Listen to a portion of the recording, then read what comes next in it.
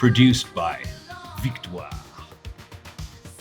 Masters of Wrestling gives a special thanks to Mr. Jesse Hernandez and the EWF.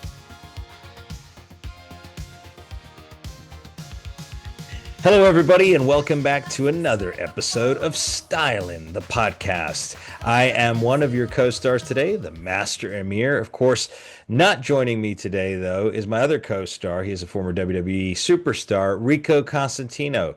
I just wanted to update you all. Rico did have an accident today, which is why he's not here with us. It's nothing major.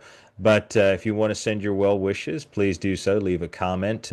Rico will be joining us once again next week, but for this week, he will be absent. So on his behalf, I will remind you all to lay the smackdown on that subscribe button, hit the likes, and share with your friends and family. And while you're at it, you may want to purchase one of our original Stylin' the Podcast t-shirts. They are available now. They're $45, including shipping and handling within the United States. If you're interested, please contact us using the email address in the description of this video. And also, if you feel like supporting this channel, if you feel like donating to this channel, you can do so using the super gifts, the super chats, the super stickers.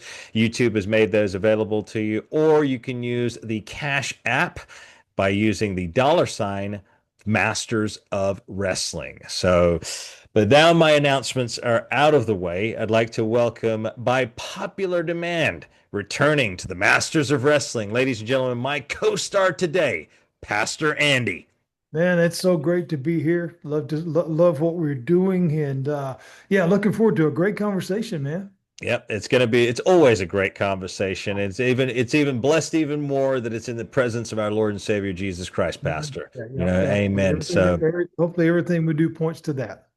Hopefully, yeah. It's going to be a great episode, ladies and gentlemen. We're going to cover a bunch of topics today. We're going to cover celebrities in the world of pro wrestling and how that's evolved over time. And of course, speaking about OZZY Osbourne, who last week passed away. So, we again send our condolences to the entire Osbourne family and his friends and fans that are mourning him. So it all will lead to that. But before we get to OZZY, Pastor, let's talk about celebrities in pro wrestling, because this is a topic that's come up a lot lately, because the celebrity in wrestling now has changed. Whereas back in the day, celebrities were brought in to further enhance WrestleMania. They were, like a special guest, but they didn't overshadow the wrestlers or the performances. These days, it appears, at least to me, that some of the celebrity guests are now coming in and overshadowing the wrestlers. And there is some ill boding about this now. You're starting to hear ramblings, especially on the independents and also people that are actually in the big companies, because it's like, okay, we go out and grind and earn our stripes and suffer and starve, but yet someone else can jump the line because of their number of followers. This is something. This is a strange world we find ourselves living in, Pastor. But Pastor, you were there back in the golden era of pro wrestling. You were around the wrestlers and whatnot. You're trying to say I'm an old guy? No. No, I'm not saying you're an old guy. I'm saying you were involved in the greatest time of professional wrestling, Pastor. No, you're right. We have seen such a huge transition in that, because of course back in my day and even prior to that, if you look at history,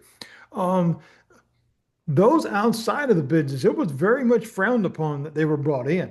They did not like that. And I mean, even in our relatively modern era, you go back and listen to interviews with guys like Roddy Piper, they hated it. Yeah. I mean, they were very much against that idea. But if you go back a little bit further, even back in the 50s, 60s, or even before our time, you look and you read some historical things. It just didn't happen. And if it did, it was like a one-off. It was like a celebrity. And even if you want to call it celebrity from outside the business, it would be like a Joe Louis would be brought in to be the special guest referee. Yeah. There was the name recognition. Okay, this is a world heavyweight boxing champion, but again, it wasn't made to overshadow the workers in the ring. It was to enhance ticket sales, but it wasn't to take away from the product. Where I agree with you now, and again, I don't understand some of the modern things, like you said, followers of this and that. Somebody's a YouTube star or an icon from TikTok or whatever that I mean, even. unbelievable as that sounds, Pastor, but yeah. But it's like, okay, all right, so okay, fine. I'll give you your due, whatever you are. And if people like what you do, that's great.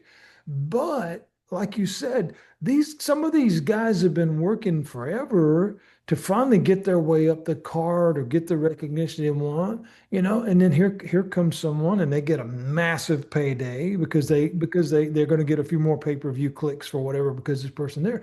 But then, I think you're right. They either overshadow the situation, or like in some situations where they're allowed to get physical, they either make it look really, really bad, or they end up hurting somebody because they don't know what they're doing. And yeah, I think you're right. There's probably a lot of people that feel all kinds of ways about that. Oh yeah, but I'll tell you, I'll share a story with you, Pastor, and I'll share a story with you, ladies and gentlemen. So I was speaking with an associate the other day, and we were talking about influencers, and this was a shocking one to me. So we were talking about, oh well, this person's got X amount of followers. They've got this reach in this local region, so they can bring in a bunch of people possibly to go and purchase this product. Fair enough, okay. But what happens when you go and hire that influencer? Because you haven't done too much homework into who they really are and their posts from 6 months ago or a year ago or 2 years ago. And you're trying to sell, let's just say you're trying to sell motorcycles, for example. And you think this influencer it does great. The video goes viral, you get, some new sales in that.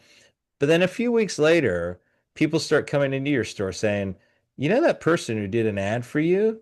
Yeah, if you look at their YouTube or whatever, TikTok, 6 months ago, they were saying that this bike's the worst thing on earth, that it's trash. And they were doing an article, they were doing a video arguing that you should buy a car, not a motorcycle. Mhm. What are you thinking? Why did you hire this person? So to me, I think the issue lies with hiring these people just because of numbers, which again, we don't know if they're true or not, because Right. people can buy followers, they can buy I know quite a few subscribers. people who have done that. So Yes, yes. I think we know there are a few of them out there who do yeah, that. So they buy them, and then they're basing hiring them on that, but they're not looking at the substance of the person.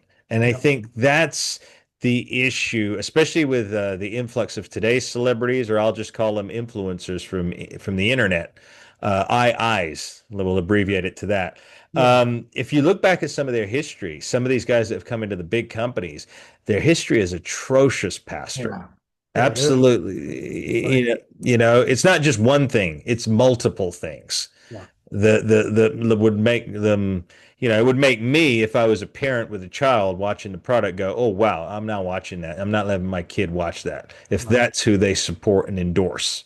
Yeah. No, I think you're So, right because again, some people see it from that perspective, and they say, mm, well, if you're if you're not concerned about your consumer and you're basing everything on your bottom line. I mean, everybody's got to make a living. We get that. But yeah, if yeah. you're willing to compromise in order to do that, then you're telling me, the consumer, that you really don't care about me or really even care about your product at the end of the day. If you're willing to uh, change it or compromise it in order to, allow this person in it when they really have no business being there. And Right. I think that's important, Yeah. because again, okay, we all Champions.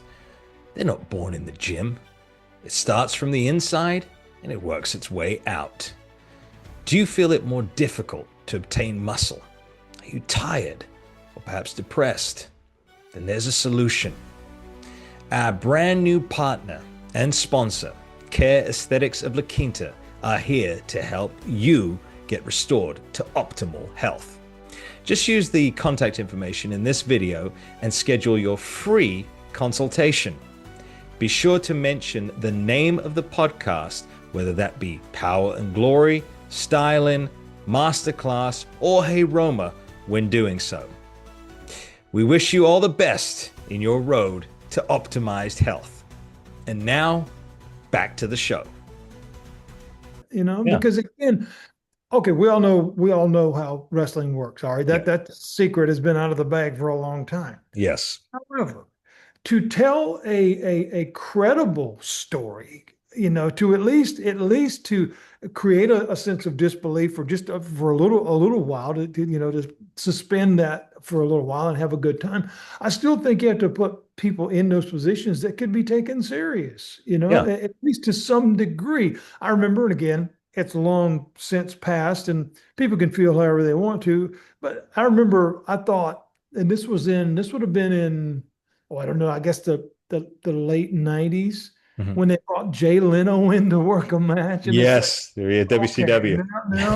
now we're really, I mean, okay, the whole David Arquette thing, we could probably find different ways to make that work just because it was kind of made to be a goof, Yeah. like that shouldn't have happened. And that was kind of the way the story played. But when you bring in the talk show guy to literally work a match and somebody is selling for them. It's like, really?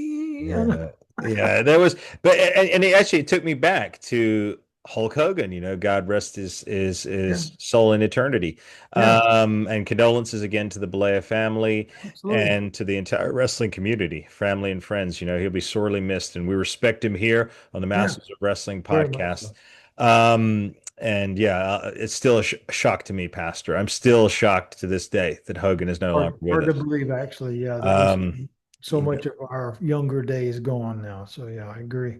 Before I go back into what I was going to say, I saw a video Dr. Phil put out this morning. Very, very nice.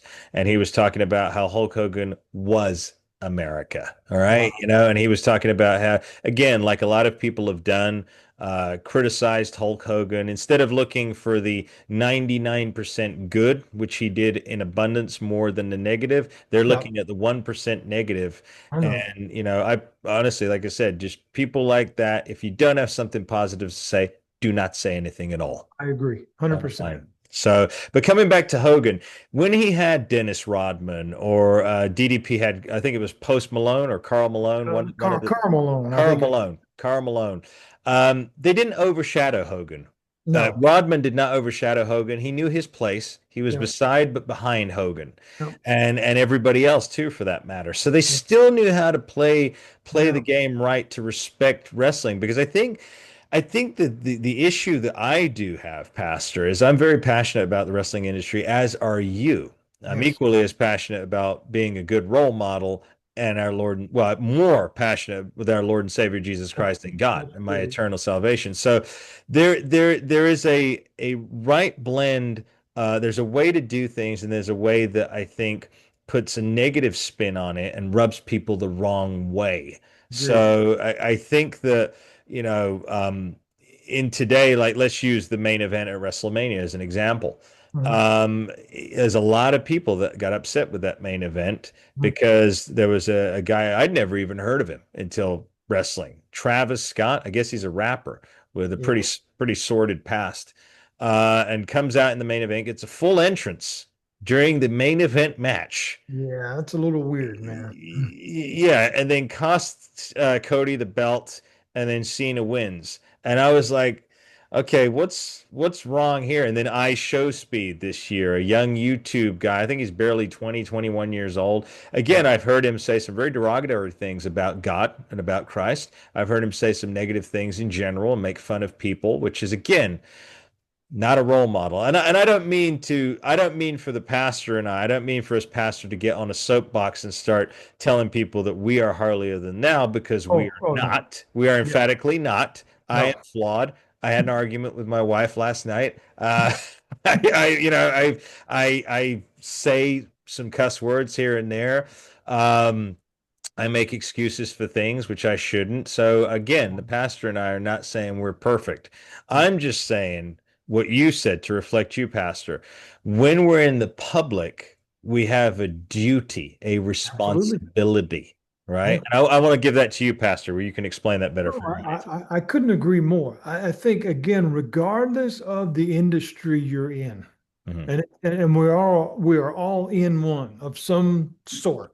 Hmm. Okay, but once we become of any notable clarity. Okay, no, whether we're online, whether like I told you off air, we're in an arena or we're on a platform stage, a movie screen, it doesn't matter. Once you become any type of, and you use the word influencer, I think that that word's very, very important because not everybody really thinks about, well, what I say don't matter because I'm not Hulk Hogan or I'm not, whoever. It doesn't matter. You have a circle of influence. Right. Whether it's here, like I live in my local community, whether it's where you live, or whether, it's a few thousand people or whatever that listen to what we're saying, those things matter. And I think that we have to, especially if we're blessed with the opportunity to be in the main event of WrestleMania or any other thing, um, and I know that we're going to talk about getting to a line to where we got to understand what that influence means because Mhm. our children, watching. And again, I agree with you. We're not talking about being the moral police. Mm-mm. At the same time, being responsible that Yeah. what we say, what we promote, what we do, while can be within a character or within a role that you play. I remember when I was a police officer, okay, I was a police officer for 13 years. We were public figures. Yep. How we acted and reacted, it mattered. Yeah. Yeah. Whether it was just the person that you were dealing with or their family or whatever. And it may not be the most desirous situation to be in, but how you did things, it mattered because it will come back on you. Yeah. You Yeah. may be thinking, oh, nobody knows. Oh, they know. Trust me. I mean, it did Yeah. actually because everybody knows. Yeah. And my dad taught me when I was a little kid growing up, he said, son, there is nowhere in this world you would go that you won't run into somebody that you know. Yeah. And I really, man, I've been all over the world, and there's never been somewhere that I've gone that somebody I didn't run into somebody that either knew me personally, not because I'm anybody, but just from our hometown Yeah. or from somewhere that I've worked before, or that knew my dad and realized and it's like that's really true. And Yeah. so what we do, it matters, and that's why I love platforms like this where we can just share reality, man. That Yeah. we're all in this together, but it goes back. We talk about our faith very openly. Mhm. The Lord Himself said, other people will know that you belong to me by how you treat each other. Yeah. Yeah. So it is all about our public action, not just our words, but the actual way that we treat each other. And I think that also implies how we treat our industries. Are we respectful with what we do? Do we take it and use it for something good? Or Mhm. do we use it to influence people in the wrong way? Yeah. Yeah. And coming, there's 2 points. Obviously, we're going to pivot from there. But when you're talking about respecting the industry, kicking it back to pro wrestling, I have, as you do, Pastor, a huge respect for the sanctity of what professional wrestling Oh, was, what it meant to you and I growing up, what it was in the 90s. I'm reading a book right now by another regular on our series here, Steve Tatai. Steve, hello, if you're watching out there. He's the author of the Kings of the Ring audiobook series. And I'll put a wow. link in the description of this video if anyone wants to check it out. But what he's done is he's dramatized the behind the scenes of wrestling in the 80s. Oh, wow. Yeah, and it's a fantastic read. It talks about when the territories were taken down and merged into one monolith, which was the WWF, Yep. and how it all happened, and all the characters that were plucked from this territory and brought in the behind the scenes. It's a fantastic read. But when Wow. you read that, for me, and again, as a lifer of this thing and working in the industry, you garner a deeper respect for the sanctity of it. And it's like so many people now are just easily willing to say, okay, well, we just got to move with the times.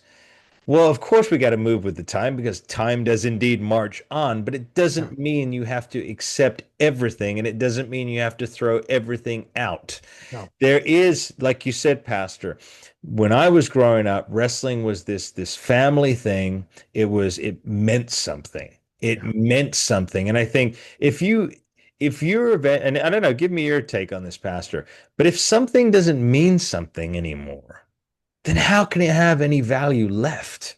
Oh, absolutely. No, if it's just one of many, or just okay, like if we look at television as a whole, if it's just one program out of the other 500 that's on every night on cable TV, and you can just go past it and like whatever, then yeah, it doesn't have a whole lot of value. That's not just simply because you're not a fan of the product. It's something that but it has to you, it has no value. Hmm. And I think that when we think about that, And it's something that maybe at some point in time did. What caused it to lose its flavor? What happened? Right. And was it just the evolvement into the modernization that okay? Because a lot of people get tied up on, well, it's not how it used to be. Okay, well, a lot of things can be that case, Yeah. but is it anything it used to be? And when you can't recognize, and again, I would never, and I agree with you on what some of the things that you said. I don't want to be critical of Mm-mm. today's product Right. because the athletes are amazing and Right. they can do things that the guys before couldn't do, Yeah. Yeah. athletically, whatever the case. But I think for me, as again, as someone who grew up, I mean, I started watching wrestling in 1973. Yeah. The Okay. peak as it was coming up to So major I points. grew up, and people that are historians, I grew up with the Wahoo McDaniels and the Blackjack Mulligans and the Andersons and all the all the different. And the one thing that was so much different back then, again through the eyes of a kid, it was different. But even looking back then, was the believability. Yes. Like, Yeah. you really thought these people did not like each other. Right. Right. You Right. really believed that they were beating the tar out of each other in the ring Yeah. because they did. Yep. They did. Yep. They did. Yep. It's like Johnny Valentine is famous. His quote is famous. He says, "I cannot make you think that wrestling is real, but I can dang sure make you know I'm real." Yeah. And it was like, yeah, because if you go back, even in the old black and whites, and I was fortunate to see it in person, but if you ever go back and get your hand on a tape from Johnny Valentine and Wahoo McDaniel, those blows weren't pulled punches. That was as real got because Yeah. that's how they operated because they were so passionate about the business, protecting the business. And again, I don't want to fault today's modern product because if you're a fan, you're a fan. Okay, Mhm. that's fine. I have no problem with storytelling and stuff like that. But when you miss a guy by a mile and you still take the bump, it's like, really? You're not even Yeah. trying. You're not even trying now, man. Well, a Where lot. back in the day, man, those old timers, they would have ate you alive if you'd have sold something that you missed. They hated that. Yeah. But again, that comes from, again, passion. And that comes from, again, when you strip things down and there's no value left, then it becomes lackluster. And and like you said, I'm not gonna, because there is a lot of good talent out there right now. The organization, the company I'm working for, fantastic, off the hook. They're doing it the way it's meant to be done, you Yeah. know? So there are certain pockets left where that still exists. But like you said, when you're not selling a punch or you're turning around with your arms out waiting for the guy to jump on you and clearly you could have already moved because you had 6 seconds to move. But again, that pastor, that comes down to this new way of planning every single detail out. And I think when you do that, and I'm just again talking here from experience, when you're mapping out an entire match, even down to the gestures you're going to make to the crowd, you have eliminated spontaneity. You have eliminated connecting truly to an audience. You've stripped that out altogether, Oh, yeah. and then and again, it's taking you out of your zone of reaction. So you're not reacting No. as they would back because they used to call it on the fly. They Oh, knew what the finish on was. the That was ring. it. That was Call it. it. That was That's it. it. They knew the finish, or the referee knew the finish, and you played out the emotions of the crowd. So you were the puppeteer. Yeah. You got to bring them up. You got to bring them down.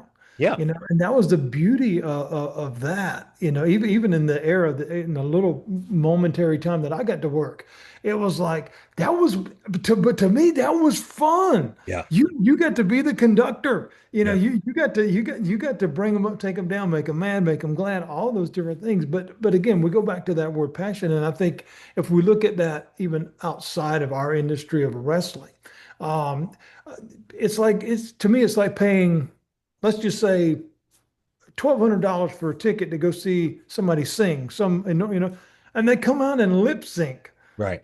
I mean, it's like you don't even care enough to actually sing anymore. I mean, yeah, okay, yeah, you've earned your spot, whatever. But if I pay $1,200, I want to hear you sing, even if Yeah. it's out of tune. Yeah. I Yeah. want it to Yeah. be real. Yeah, and it comes in line with again when we get to Ozzy Osbourne talking about performance, talking about getting an experience out of again, if you go to watch a wrestling show, when I grew up watching it, these were larger than life superhero comic book characters. Now I could understand why I'm watching it. If I'm watching the TV and the guy wrestling, now the guy across the street from me may be in fantastic shape. I'm not saying it's because he's out of shape or anything like that, because I don't believe in that. But if he comes out like, look, Boss Man was a big guy. He wasn't in shape, but he's still a larger than life character. He was still an actual character. So if the guy across the street walks out, even if he's in great shape, but he's just like, oh, hey, my name's Dan Williams. What's your wrestling name? Dan Williams. Why am I going to pay to see you, Dan Williams? I can see you stepping out of your house every single freaking day. Yeah. There's no there's and that, like I said, the point I'm trying to make is and I'm actually I'm not fearful for our society, Pastor, and I don't want to be a fearmonger, but No. it's a saddening realization that because not enough of us have spoken up over the years and used our voice and reached back to those beneath us and said, hey, pull up your pants.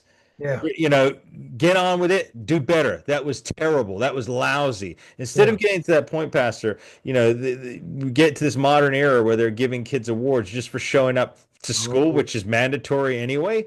yeah.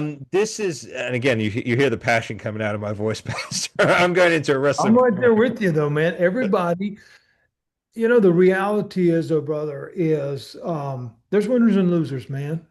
That's real. Yeah, And if we don't teach people that in life, then I don't think they strive to be anything better. They just become a click and a like and a share. They don't try harder. no, I remember even doing things like this when I first tried to learn how to do a little podcast, not even a podcast, but like a teaching thing like that. I right. look back on some of my earlier stuff, man, and it was terrible. Mm, Because I didn't know what I was doing and I didn't have very good equipment and stuff like that. And I look at how it's evolved now to where, like, when I actually do my own thing and stuff, man, I've got lights and I've got a real microphone. You get passionate. We go back to that word about your craft. You want it to be taken serious. You don't want it to be some smuck on the corner. You want to be like the real thing. And I think you're right. We don't teach that enough to be like, you know what? Just because you can go on so-and-so.com and buy a pair of wrestling boots does not make you a wrestler. no, You no, know, I mean, it doesn't. You can watch all the how-to videos on YouTube. That doesn't make you a master mechanic or a carpenter or any of those things. You gotta be in that. And yeah. I think that's important that we don't teach that enough now. We give away way too many awards. Yeah, way too many awards, and again, passion, creating, cultivating character, creating an experience, thinking about, well, how am I going to resonate? For me, it's all about the kids, and I think that's another thing that's been lost, Pastor, especially with some of these younger generations. They're not thinking about the kids; they're only thinking about themselves. What can I do to get this viral moment? And again, viral moments. Now, I'm gonna terrify everybody here. Let's just say, for example, and it can happen, the internet just vanished. Gone. Okay? Gone, right? Now you can forget and kiss your viral moments goodbye forever because they're not going to exist. And I can guarantee you, Pastor, eventually that trend's going to wear off too because people are going to start seeing through this. Just because this person got a viral moment and they got 1 million followers, but yet you look at their content and it's subpar. There's no substance to it. This person has no uh, moral or intellectual value to anybody beyond Yeah. that viral moment. That sort of stuff's going to start getting exposed, and I do believe that God is going to weed that out. Eventually, that's going to subside. Yeah. Well, I Um, think I think in that very thing you find out what's real and what's not because a lot of times those moments are really I mean, they're really brought to that word. It's a moment. There is no long lasting effect of this because you can't build anything on that. right, If that's all that you offer. right, Like if you're a one hit wonder and the rest of your material just stinks, yeah, that's all you're ever going to be known for. yeah, You're not going to win a Grammy. You're not getting a record deal. I mean, no, and you're right on these viral moments. A lot of times, it's either something really silly or something gross or something probably immoral or whatever. But if you look the longevity of it, 5 years from now, nobody even knows what the heck you're talking about unless they look it up, and it might still be existing online. But it's like it's like you sometimes just scratch your head like, really? I Yeah. mean, Yeah. what was going on with that? Yeah, I find myself scratching a lot when I happen to see anything like that. I try not to spend any time after my wife says, I said, no, I'll post our stuff on there, and that's about it. The only time I actually spent a little extra time on social media was because of the passing of Hulk Hogan. So Yes. I did a little bit extra there, but typically, no, I don't because you can waste a lot of life You scrolling can. through social media and not gaining anything from it. But I think, yeah, like you said, Pastor, those coming back to those moments. They are a moment. It's not long lasting. It's not like people will talk about when Hogan passed the torch to the Ultimate Warrior. That was a legendary moment, not Oh, just a passing moment. When they I shook remember. hands at the end and he passed the torch and he gave the Warrior the chance Yeah. after an epic match at WrestleMania 6. Now these are the things that will be remembered. Yes. Having celebrities pop in and out now is not going to be remembered in 40 years at all. So it's not. But speaking of celebrities, we will pivot off now because you and I, Pastor, did talk about Ozzy Osbourne Mhm. in our prior episode, and I Right. and since then, we've been thinking about things and we've been talking back and forth off the air, ladies and gentlemen. We want to clarify a few things, which ties into wrestling too. So Ozzy, okay, undeniably, he put on great performances to entertain fans. Okay. Right. And he's even said that in some of the older interviews. I came out to entertain fans. In fact, there was one particular interview where Geraldo had him on back in the 80s Mhm. because they were talking about Satanism in Iron Maiden, in Ozzy Right. Osbourne, and everything else. And he said he didn't purposely set out. He'll say he talked about the devil in his songs Right. because there's good and light, the devil and God, but he didn't claim to be a Satanist, and he said Right. that wasn't my intention. But when Geraldo did press him and say, "But aren't you concerned with the influence that you have on this?" He goes, "No, I'm not." So right there told me that again, but this was a younger Ozzy Right. Osbourne, Right. less mature, didn't understand perhaps the gravity of what was given to him at that time, because this must have been early 80s, this interview. Right. Yeah. So, but again, he put on a character, he put on a performance, right? But you and I talked about, Pastor, when is a performance, to separate personal from professional? But there comes a point when you're doing a certain character where you hit a line and you cross it, and it doesn't matter. Like if I'm a professing Christian, which I am, my Lord and Savior is the reason why I'm doing everything I'm doing. But yet in my wrestling persona, as the master, I go out and I start giving glory to darkness, to the devil, and talk of evil things like that, then sorry, my personal, I can toot my horn as personal, be as good person as I want. It X'd it out Right. entirely. You're right. No, I agree with you. There is a line. There has to be. Mhm. Okay. Because we can look at it from all of these perspectives, whether it's Ozzy or as we've talked about, even someone like a Hulk Hogan. And I think the comparative of that is okay. So you have Ozzy this playing a character. Okay, we'll give that credence to that. Okay, Yeah. playing a character, Yeah. stuff like that. And it's one thing to get up to that line. It's one thing to blur the lines and stuff like that. But the moment that you cross it is like what you just said. When you either say, I don't care or it doesn't bother me, or you kind of endorse it maybe without directly saying it, but you don't speak you don't clarify where you stand on things. And so if you leave room for doubt there, Mhm. that's important because you have now entered into the realm of being an influencer. We go back to that word. So whether you're little kids, or whether you're teenagers or whatever, I mean, I'm still a parent. I mean, obviously, I'll always be a parent, but I'm a parent of teenage girls. Okay, I have to be so careful because of internet influence, Yeah. because of all the influencers, Yeah. whether it's hairstyles, whether it's hair colors, and okay, so all of those things are cosmetics, but lifestyle choices Yeah. and lifestyle decisions. Okay, well, that bleeds over into music industry, the wrestling industry, movie industry, all of those things, because people look at these characters as larger than life Yeah. because they've obtained fame and celebrity and success and money and all this other stuff. But what are they doing with that? And I'm not saying that everybody's got to be a preacher, No, okay? no. But I think what you're saying, and I agree with, is there's still a responsibility, Yeah. okay? Just like, okay, well, Hogan got over in the biggest way. Okay, yes, later in career, NWO, this, that. But man, what he built his career on was say your prayers, eat your vitamins, exercise and stuff. The little kids, he was like the greatest thing that ever lived.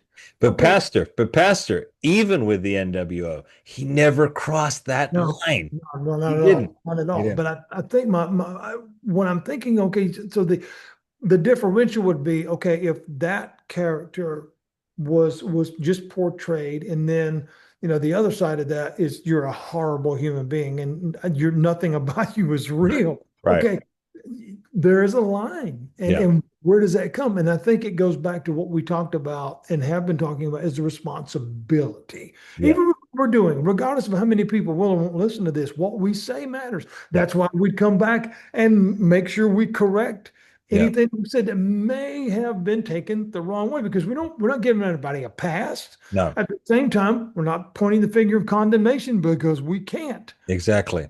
Exactly. And I agree with you, Pastor. Like I said, we're not condemning anything that maybe, hinges. We talked about Alice Cooper as well. Alice Cooper, is a professing Christian. He does a lot of Christian works.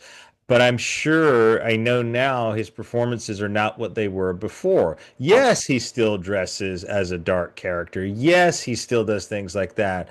But you're not going to find him now glorifying the devil or, death or anything like that. So, like I said, there's certain elements. Like, for example, let's take Shawn Michaels, Heartbreak Kid. Okay, that's fine. He hasn't crossed the line. He's just an arrogant. He's in love with himself. He thinks he's better than everybody else.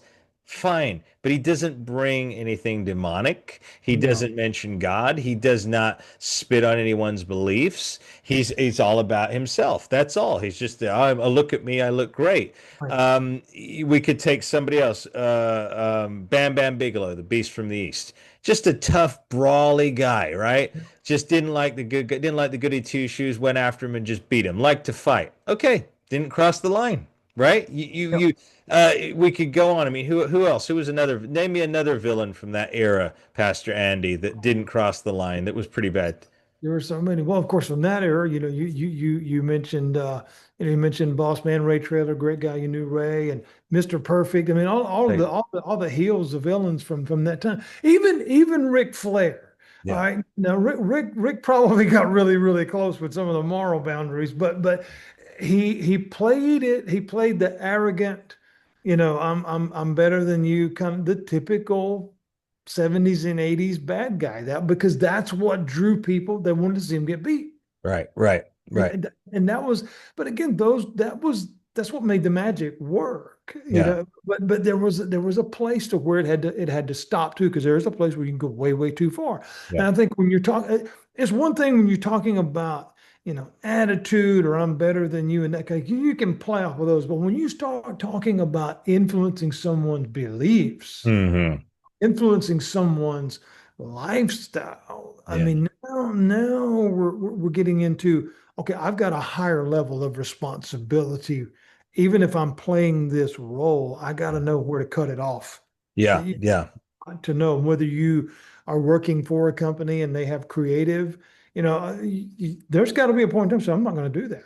Right. And I Yeah, have heard some of the guys in the business say, I told them I'm not doing that because yeah, that's going too far, or yeah, that would be dumb. It wouldn't, and I'm just not gonna, there's a point in time to where you can push the envelope only but so far. And I think that has to be, and we go back to Ozzy, you can look back through all the years, and I agree with you. I think in the 70s and 80s, at the height of a lot of the probably way over the top hmm stuff. hmm You look back on it now, and well, but it probably wasn't good.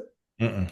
We're being honest, because people were influenced by that, because it made evil and all that stuff look cool. Yeah, And so with that, nobody thinks about the cost of that. yeah. Now, did it lead anybody to do awful things or become a serial killer? I hope not. Hmm. But but could it lead someone to either embrace darkness of in some sort, or I think even worse, not take it serious.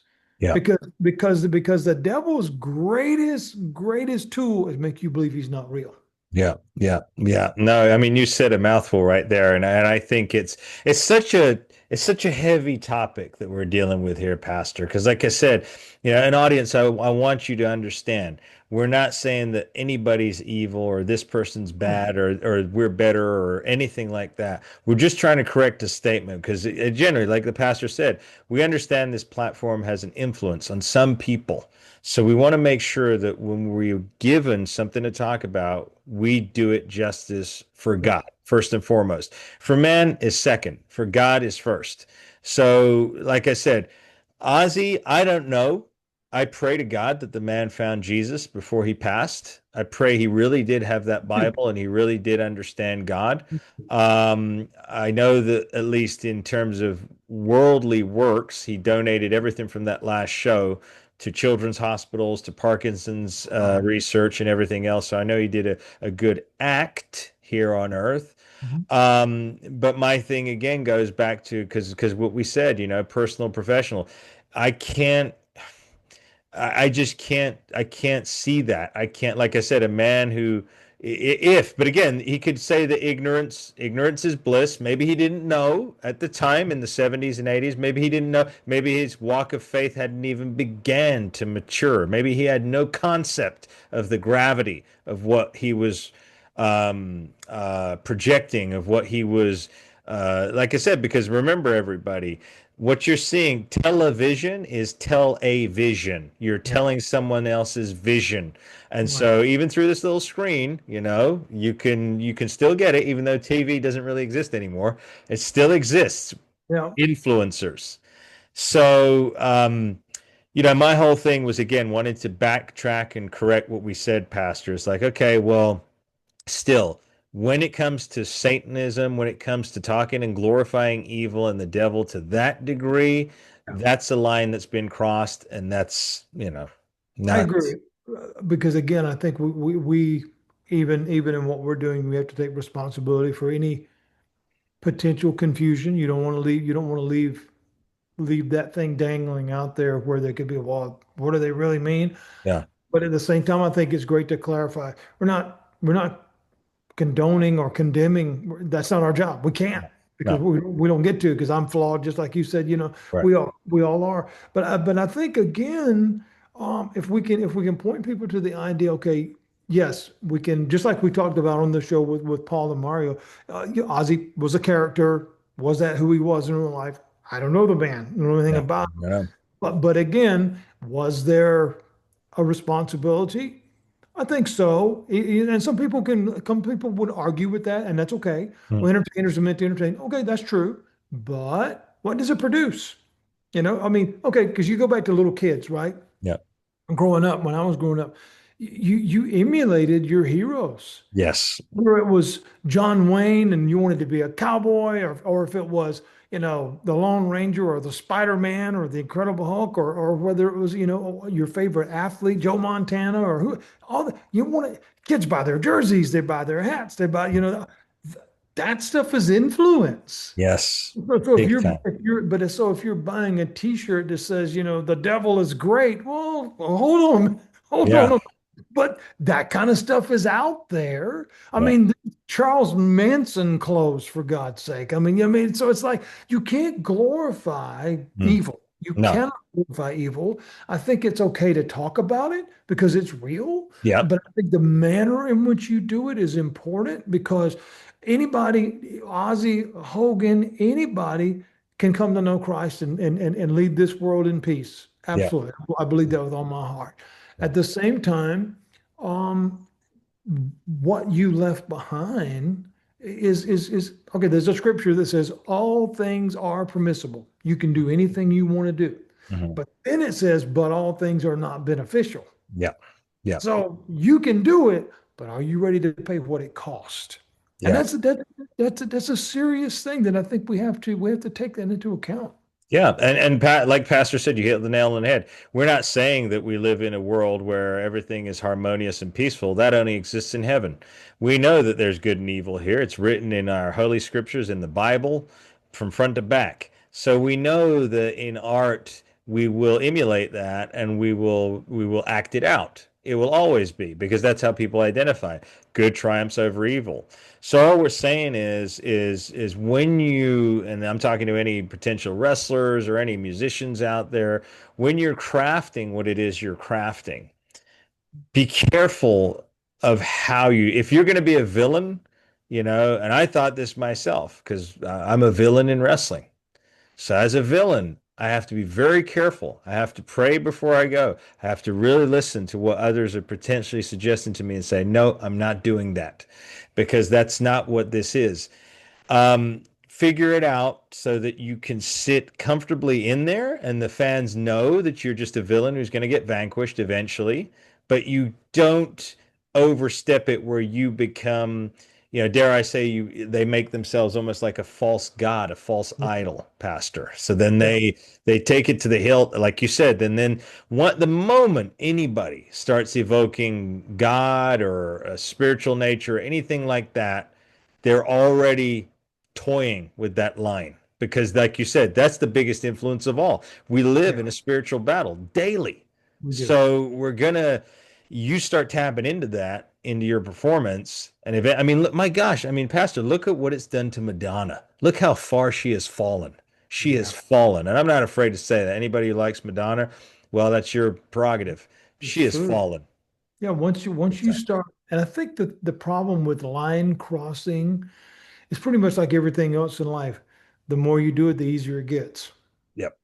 And Yep. once you've compromised yourself, well, you went this far, you may as well go just a little bit more. It's the old give them an inch, take a mile kind of thing. I mean, that's still very true. And I think whether it's a storyline or whether it's a song or whatever the influence may be, you got to look at that. What does it produce? Yeah. Okay, if it produces like in a storyline, whether it's wrestling or in a movie script, if it produces a higher level of understanding of that type of thing, you got to look at what is the end game, what is it going to do? But Yeah. but but again, where's too much? Right. Yeah. Where is too much? I think about that like in movies. Okay, I so there's violence is real. Yep. We know that we live in a real world and people really get hurt. Certain movies, especially in like the horror genre and stuff like that. I mean, okay, those things are real. Evil people are real. Evil entities are real. Whatever the case. But where does it go too far? Because again, if look at how that genre has evolved. Go Mhm. back to the 1930s. All Yeah. right, to the original Dracula, Frankenstein, whatever. Okay, there was an insinuation that this was not a good thing or a good Exactly. or a good character. There was not a drop of blood in any of those movies. There was not a scene of violence. It was all insinuated, but you never saw it. And it was more terrifying. And it was like the mystery of it was like, wow. And so those were like, and rightfully so, they're revered in movie history as like some of the greatest films ever made because they tapped into something, but they didn't go, they left you with a little bit of imagination of what's really going on. Where now it's like blood and guts, way, I mean, like gore, like Yeah. to the Disgusting. core. And I tell my kids, my girls asked me last year because there was some, I don't remember, I can't remember the name of it now. Something about some clown gimmick guy Mm. that would go around and just whack up and hack up people, and it was awful. And they were asking me, said, Dad, why can't we go see that? And I'm like, girls, this is not about, again, Dad's not being the moral police because he's a pastor. But I said, but I've seen that stuff for real. Right. I've seen dismembered bodies. I've moved them in my Mm. former life. Mm. I've cut people down from ropes and I've moved body parts and severed heads. That's an entertainment. No. There's nothing funny about that. There's nothing, and so you don't have to go that far. And I know some people were like, oh, you're just being an old prude. But man, No. leave something to the imagination. I mean, let there be, to me, That's imaginative storytelling. Yeah. It's easy to pull back the curtain and show all the Yeah. leave something to think about. Leave a cliffhanger, man. What's going Yeah. on? And It, who it, they it, are. it's like some of those wrestlers who just go for cheap heat, low hanging fruit.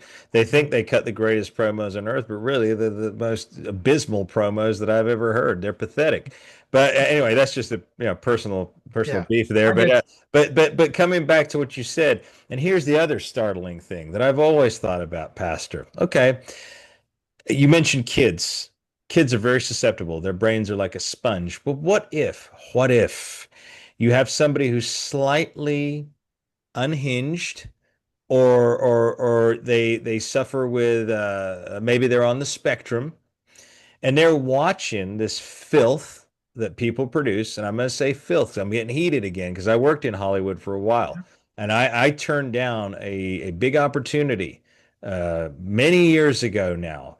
I walked into an office and I was talking to, I was going to get the director of a big director who'd just done a it. kids movie, but I didn't realize he was managed by a production company. I thought I was going to meet his manager. They were interested in a screenplay I wrote, a family piece, an adventure. It involved, a little bit of darkness in that, but it was done in good taste. And you knew that the evil was evil and the good was going to triumph.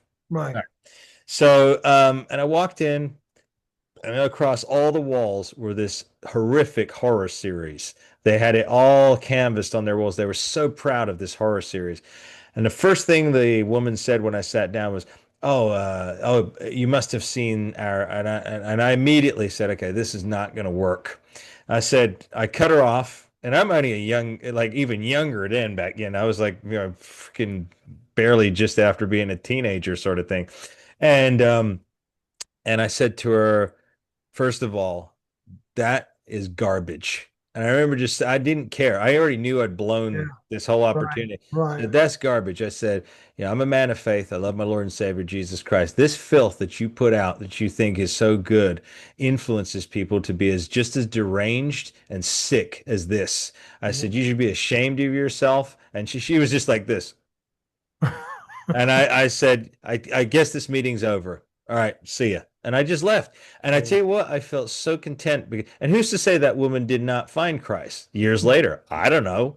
Right. But it was pretty ballsy for a young guy to come in who Yeah. that movie could have made me Yeah. entirely. Sure. But at the end of the day, I didn't care because I didn't want to be part. I didn't want to, good cannot partner with evil. Bottom line, No. we've heard it Well, so many again, if times. we go back to scripture, and I don't want to get preachy, but it says, "What relation does light have with dark?" Mm-mm. And the answer is none. None. Don't coexist. That, No. that, that they really don't. You can, I think it's important that we acknowledge that darkness does exist. It is Yep. very, very real. Yep. And I think sometimes that is done through the portrayal of a character or the portrayal of a good film or a wrestling character, whatever. That's okay. Yeah. That's That's okay fine. because I think we have a responsibility in portraying those things in such a realistic way that says that's real, Yeah. you know. But again, like we've talked about in the whole program, there's still a responsibility for that actor, actress, athlete, entertainer, singer, whatever, to say, okay, but there's a point that's enough because I'm being watched.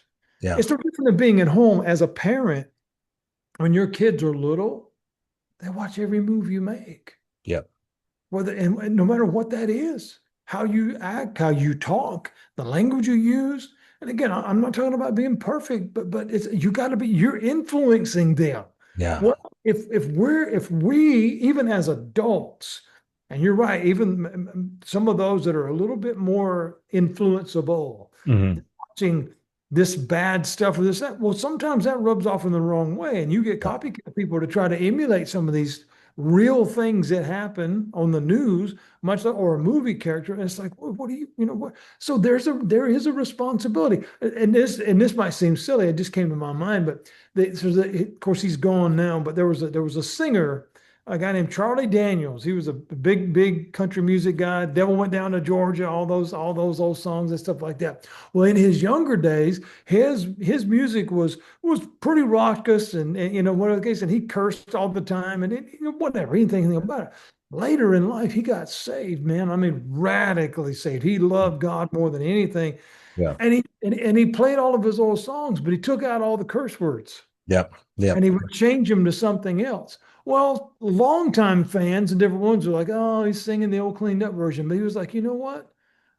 When I hear my audience singing back to me, they said, and I hear all that old stuff. And he said, I don't want to, I'm not that person anymore. I don't want to influence. And if new generations are coming up and they hear my songs, I want them to get the quality of it, not the shock value of the curse words. I don't need that anymore. And it was like, wow, that's a cool understanding of I influence people. Yep. We got to change some stuff. And I think that's a great thing. Yeah. Like I said, I think, not being aware is, ignorance is bliss. Fair Yeah. enough. But we live in a world now where, the gospel is reaching all four corners of the earth. We have social media now, we have the internet. It's everywhere. It's not like you can just say, oh, well, I haven't heard of Jesus Christ, or I haven't heard of God, or I haven't heard of morals and values and ethics. You're a liar at this point. Yeah. Everybody Um, has. Everybody has. You're choosing to rebel against it, and I think that that's the biggest detriment to the human society right now. Yep. And like I said, my hope, I hope and pray every day, Pastor. I really do. I see the former way that things were. I know when I was raised, my dad and all that, my mom and my school, we were taught please and thank yous. We were taught that this Yes. is right, that's wrong. Not to say, again, I'm not perfect at Right. all by far, but I do know when something's wrong, and especially more so when it's going out to the public. I think that's, like I said, what you do behind closed doors, that's between you and God. Right. But what you're doing in the public is not just between you and God, it's between you, God, and the whole planet. That's exactly right. So there's, like the pastor said, like you said, Pastor Andy, there's a responsibility, and I pray that, I pray even just one person who's watching this podcast who's going to go on to try and do something in the public forum, take something from this. Yeah. Maybe they were thinking, Pastor, maybe thinking, oh, yeah, this would be really cool if I go out and I say that I originate from hell. No, that's not cool for you to say that at all. No, So, no, no, no. I think you're right. And I think that is where, if anybody takes anything from what we're saying, it is regardless of your platform, whatever, it may be just at work, yeah, and nobody on this earth knows who you are, but those four people in your workstation, that matters yeah. because your influence, your attitude, your demeanor, your overall perception about life, it influences somebody somewhere, to either get better in their craft or to give up. And Mm. I take those things very, very serious because they're responsible, whether it's teaching a young person, whether it's trying to talk to someone about spiritual matters, or even like this, we're talking about, wrestling and singing and all this other stuff. All that stuff is things I look back, and again, over 50 years now as being around in or involved or a fan of the wrestling business. I remember, and it was the golden era. And I don't say that because it was better, but it's where you grew up. It's just like the person that grew up, in the 90s, they think, I know, Pastor, I'm going to jump in. It was better. But anyway, yeah. continue. I remember the I didn't know any of those people when I was a kid, obviously, but I remember the stories. I remember some of the lines that were used. I remember some of the angles. They were the greatest times ever because of a couple of different things. Number one, it was believable. Yeah. Number two, they were real. And I say this because I could go on Friday nights, which me and my dad every Friday night went to a place in Charleston, South Carolina called the County Hall. Mm. And they ran shows there every Friday night. I could go there and I could see Harley Race in person.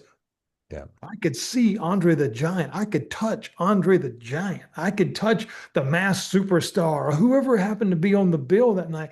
I mean, I saw Ric Flair and Ricky Steamboat in 1976, Wow. 77 before it ever got to pay-per-view in the trilogy. Those matches were unbelievable and Oh, they yeah. were amazing. I remember, and people today wonder, will that era work, Mhm. man, let me tell you something. It was probably 80. I'm jumping ahead, but it was 87. It was 87 in Charlotte, North Carolina, Charlotte Coliseum. I saw Ric Flair and Barry Windham. They wrestled for 90 minutes. Wow, 90 minutes. 90 minutes. And Sheesh. they never lost the crowd. That's incredible. 90 There minutes. wasn't a chair. There wasn't a table. There wasn't any light bulbs. They worked the entire, it was amazing. Hmm. Hmm. Watch the craft. And I'm talking about they did all the superplexes and the backdrops. I mean, it was a total working environment for that. But they were so, it was I remember that to this day as a 16-year-old kid, 17-year-old kid sitting there watching, blown away. I Blown away. I And, tell and, you, and that kind of stuff to me, again, we're talking about influence, all right? That that made me love the business even more. yeah, And it made me jealous of Ric Flair's cardio at the time because he walked out not breathing hard. I'm like, you suck, man. I mean, yeah. He did have good cardio. at that time he was amazing. But I bring that up because again, you're talking about influence. So there's eras there, there's generational stuff from the time that I was a 4-year-old kid, Yeah, all the way till now at 55. Those memories are there. So what people do absolutely impacts your life. it does. And actually saying that, I completely forgot, but I was going to mention it at the top of the hour. NWA, Billy Corgan. Yeah. Okay, so NWA, for anybody who hasn't watched it, go and check it out. It's on the Roku channel right now. They've got a deal with Roku. And I watched the full episode of NWA Power last night. Now, I was very appreciative when Billy Corgan relaunched the NWA from the Georgia, from the original TV studios in 2019. Of course, they went through a lot of shakeups, a lot of changes and stuff like Right. that. But I was generally inspired when I watched it last night because it was number one, clean. Number two, it told stories. Now, again, some of the characters, yeah, I mean, if it was me booking it, those guys would have to pull up their laces real fast and hit the gym or something, right? Yeah. So there's character work that's again, nothing's perfect, but what I'm saying is in terms of keeping the integrity of what professional wrestling is, keeping it and it's weird because I was like, what's different about watching the NWA here?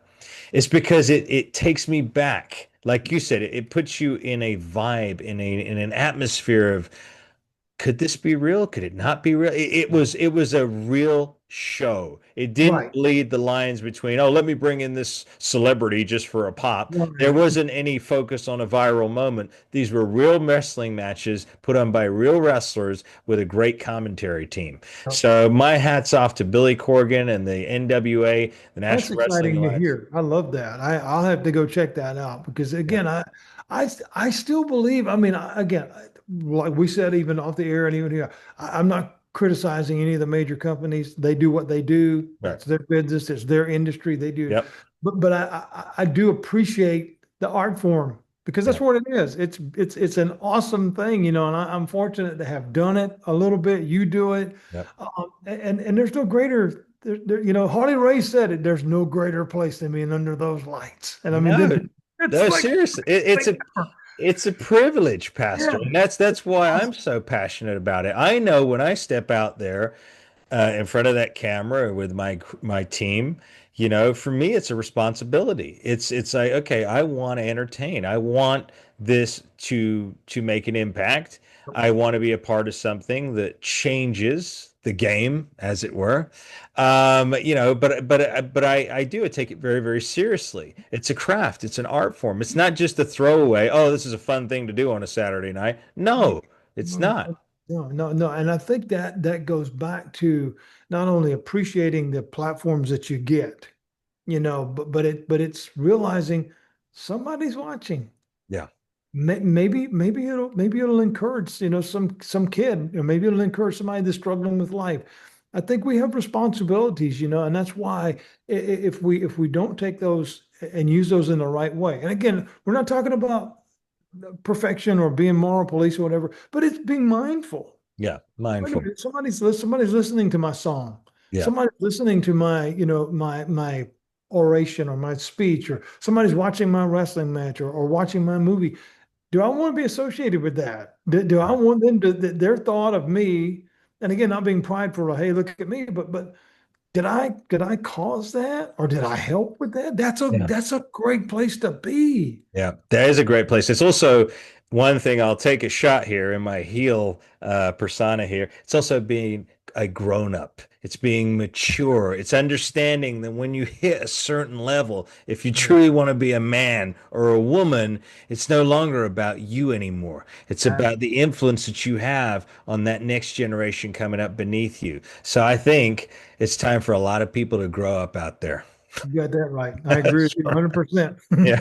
So, 100%. but anything else you want to add, Pastor, as Well, we come to a I close? think again for people listening today, yeah, take away from this. We've used again. I want to believe respectfully the names of a lot of people, a Mhm. lot of characters, and a lot of influencers over the course of our time, whether it's all the way back in my era to now, and it's not to demean them in any way Mhm. or cause aspersions against their name, but rather you realize these were huge platforms. Yeah. And whether you were Ozzy singing to 50,000 people or Hogan slamming Andre in front of 90,000 people, well, you mattered. Yeah. Or like I said, if you're working in your cubicle at your office, and a friend of mine, and I'm sure you've heard, the old time guy you mentioned anyway, George South. All right. Well, George and I have been friends for a long, long time, personal friends. I love George to death. He's one of the last of a dying breed. There's not many left from that era. Um, I saw he was working a convention this morning. They're having a 4-day convention in Charlotte, North Carolina called The Gathering, and a Oh, lot of yes. Yes. groups from all over the country are there signing autographs, stuff like that. Well, George sent me a message this morning and said he was setting up his table and getting all of his gimmicks out. And he said 2 tables down, there were some indie guys there that he had never heard of before. He wasn't being disrespectful. So he's doing his thing, but he says he can obviously hear them and they're talking because it's an empty room before the fans get there and what they did. And he said their language was atrocious and they were, just so disrespectful, this and that. And he said, but he saw one of them as they looked up, they were talking to each other. And one of them happened to glance across the room for whatever reason. They said, "Oh, that's George South. We should not be acting this way." Yeah. And what he was saying, because George is very vocal about his faith, and I mean, he makes no secrets about who he is, but it was the respect that he commandeered, not only from being a legend of business, but like an open person about this is who I am. And so while he may or may not have ever changed these kids' lives, he commanded like his influence has been, you know what, we should treat this guy with a little bit more respect. Yeah. Even if this is who we are, I'm not going to be that way around you. And man, that says a lot about who you are when you can do that. And I think that's important. So I appreciate the opportunity to be here today, man. And Absolutely. I just hope that we've encouraged somebody to just think about who you are and what you do. Yep, absolutely. And I'll second that. Thank you so much, Pastor, for taking that time. Obviously to have you, you're a studier of the Holy Scripture. You know the Word, and I need to, even me, sometimes I may go off and I think I know X and that, but then someone, iron sharpens It iron. does. Someone It does. sharpens me and stuff like that. But it is important to me. And like I said, You, viewers, you say that you say that, and I used this quote not long ago. I told you I was ministering to a group of guys, and I used that. Iron sharpens iron. Iron sharpens iron. So make sure you don't hang around a bunch of butter knives. Very true. Yeah, exactly. Because they're soft and weak. All right. So you don't want to hang around those. They also may melt if they're made of snow. That's right. But anyway, But what that's a cool opportunity. Thank you for having me. Prayers to Rico that he's better, yeah. and we'll get back together soon on that. But Yeah. man, I'm looking forward to doing it again. Yeah, absolutely. You heard the man. So next week we will have Brian Blair. Of course, Brian was a dear friend of Hulk Hogan. Hulk Hogan, he was his best man at his wedding. Brian was meant to join us last week, but of course the news came last Thursday, so he was not able to join us. But Blair will be with us next week. He is also a man of faith. So, Pastor, I think I'm going to have you back on for that episode with Oh, Brian that would Blair be and great. Rico and I. Yeah. And like I said, my tag team partner Rico he should be getting out of the emergency room now. So hopefully his finger's back in the position it's meant to Yeah. be in after he took a fall from the horse. But hey, that's life. So he's going to Yeah. be healed. So he'll be well. But thank you for taking the time, everybody, for joining us. Like I said, next week we will jump right back into the world of pro wrestling with Brian Blair. But we just wanted to give you this episode just again for something for you to think about because it is. We do have a responsibility and it can't always be fun and games. Sometimes we have to say some things that, some of you may like, some of you may not like it, but at the end of the day, we needed to say it for the record. I So, agree. all right. So until then, everybody, make sure that you lay the smack down on that subscribe button. Make sure you hop over and watch Masterclass and Power and Glory for all our special guests and episodes there. But until next week, everybody, God bless each and every one of you. Pastor, God bless you. You, my friend. And we'll see you next week on Styling. Take care. Yeah.